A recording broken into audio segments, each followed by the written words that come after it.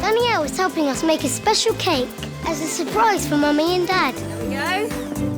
Now it looks all fluffy. Oh, yeah, it does. Now, who wants to sieve the flour? Me!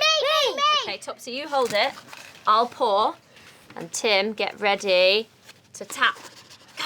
Tap, tap, tap, tap, tap, tap, tap, tap, tap, tap, tap. By the time we'd finished clearing up, the cake is baked and cooled and ready for decorating.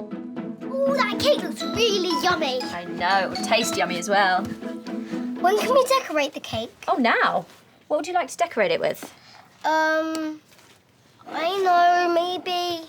Oh, things that Mummy and Daddy like. Mummy likes these jammy biscuits. Dad loves chocolate fingers. I'm going to put some chocolate fingers on the cake for Dad. Fantastic, a biscuit cake. Yeah! Off you go. This will be delicious. Oh, this is so nice. We make the cake look very special. Thank you.